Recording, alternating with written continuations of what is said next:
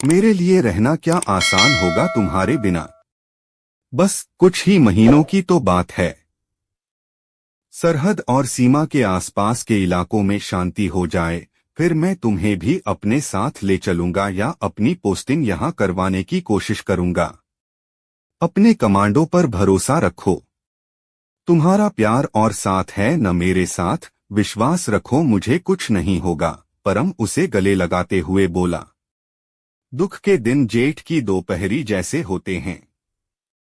लंबे, उबाऊ, त्रासदायक, जो खत्म होने में नहीं आते हैं, और सुख के दिन थकान के बाद की रात की तरह होते हैं, जो कब गहरी नींद में गुजर जाते हैं पता ही नहीं चलता।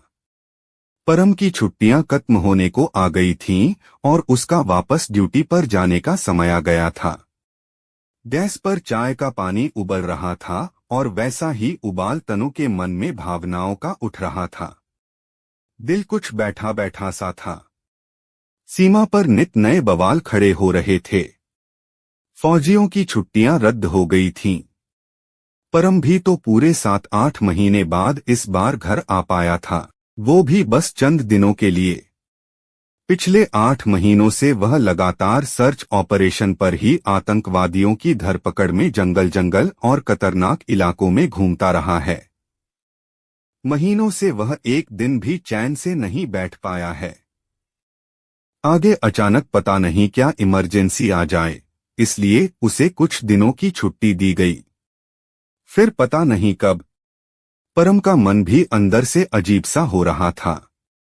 तनु को छोड़कर ड्यूटी पर वापस जाना सोचकर ही उसकी जान पर बन आ रही थी, लेकिन ड्यूटी तो ड्यूटी है, हर हाल में निभानी पड़ेगी। और फिर वो ठहरा पैरा कमांडो, उसके कंधों पर तो अतिरिक्त जिम्मेदारी है।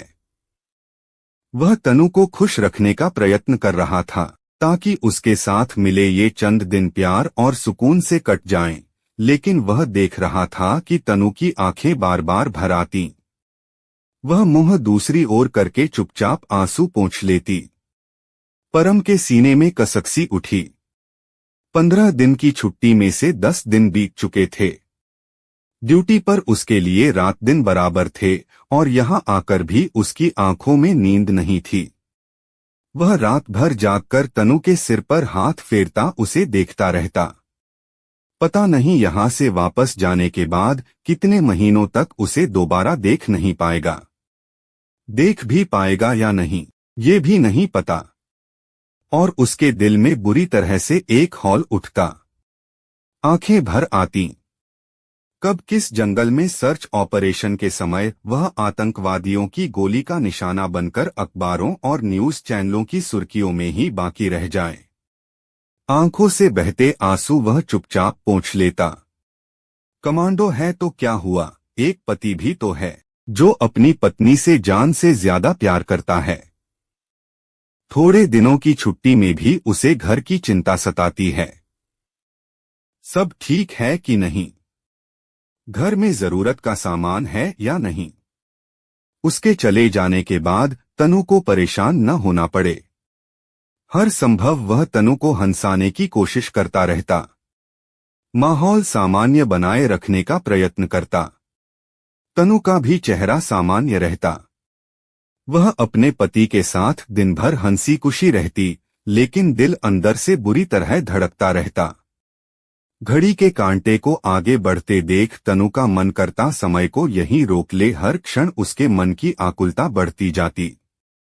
मिलन के क्षण हर पल के साथ कम होते जा रहे हैं। जब भी परम के फोन की घंटी बजती, उसके चेहरे पर तनाव घिर आता और तनु का दिल आशंका से धड़क उठता। कहीं किसी इमरजेंसी के कारण वापस तो नहीं बुला रहे।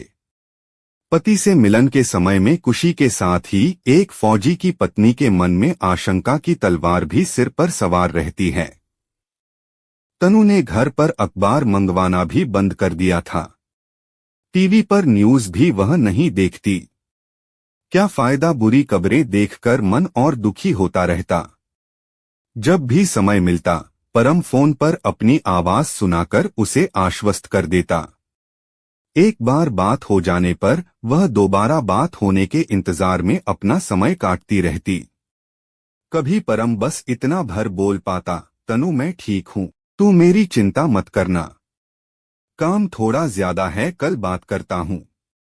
और एक फौजी की पत्नी समझ जाती कि कौन सा काम, अर्थात आज भी कहीं घुसपैठ की आशंका, आज भी दिन भर और रात भर जंगलों और पुराने घरों में छिपे आतंकवादियों के साथ मुठभेड़, गोलीबारी, बमबारी, और तनु की सांस सूली पर टंग जाती।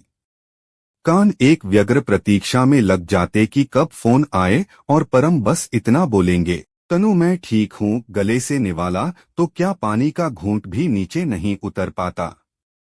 एक बार 2 दिन तक परम का फोन नहीं आया था। तीसरे दिन रात को 2:30 बजे परम को मौका मिला उसे फोन करने का। उसके ठीक होने की खबर के साथ ही पता चला 2 दिन से जंगलों में घुसपैठियों का पीछा करते हुए उसने खाना भी नहीं खाया। रात के 2:30 बजे दुश्मनों को मारने के बाद जंगल की लकड़ियां इकट्ठा करके उन्हें जलाकर एक बर्तन में वे लोग साथ लाए नूडल्स उबालकर खा रहे हैं, परम और उसके 4 साथी कमांडो। तनु का जी भर आया, गले में कुछ अटक गया। तीसरे दिन शाम को जब पूरा जंगल अच्छे से छानकर सभी दुश्मनों को खत्म करके परम ने यूनिट में जाकर खाना खाया, तब तनु के गले से रोटी नीचे उतरी।